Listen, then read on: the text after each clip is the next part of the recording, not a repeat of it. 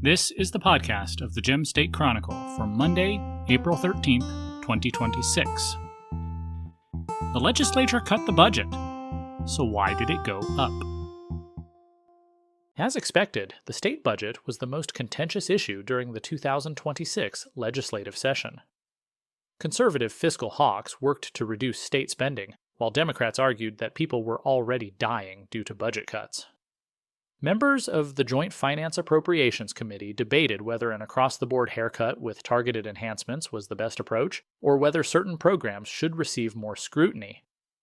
According to the sine die budget packet prepared by the Legislative Services Office, the final general fund budget is $5,621,691,000, slightly more than $10 million less than Governor Brad Little's proposal.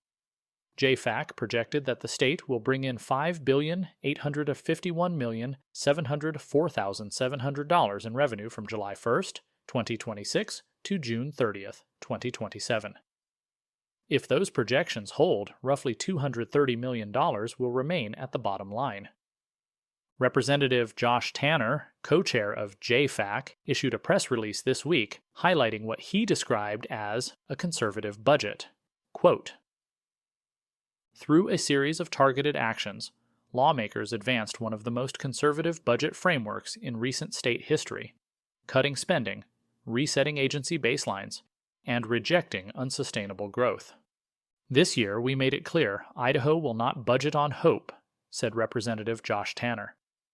"Idaho families balance their budgets every day, and state government must do the same." End quote.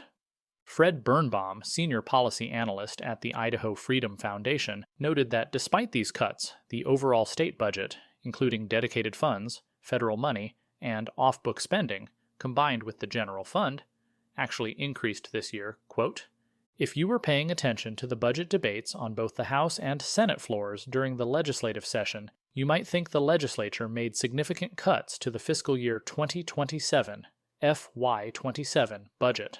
Unfortunately, based on preliminary numbers, total appropriations are a 2.5% increase, with FY27's $14.453 billion outpacing the FY26 original appropriation of $14.102 billion.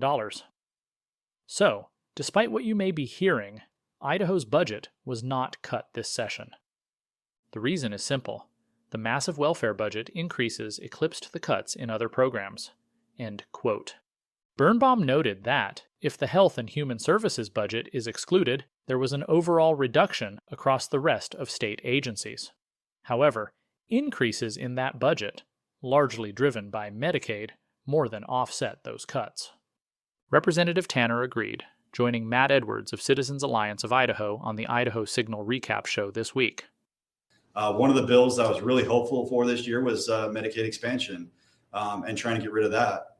That's such a behemoth of a program, and they keep saying, well, we only pay 10% as a state. The feds paid 90%. To me, it's tax money either way. And again, we're going after able-bodied working adults. The sad thing was that we went out and cut disability, people with that were disabled, and yet the able-bodied working adults didn't take a single cut. Medicaid, especially Medicaid expansion, remains the elephant in the room. Many components of the state budget are negotiable. JFAC can trim here, adjust there, and find ways to save money. But Medicaid consists of obligations that must be paid. Once individuals are enrolled in the program, Idaho has limited flexibility. While Governor Brad Little reduced provider reimbursement rates by 4% last year, increases in enrollment, drug costs, or other factors require the state to simply pay more. The DOG task force recommended repealing Medicaid expansion last year, but the legislature appeared reluctant to take up the issue.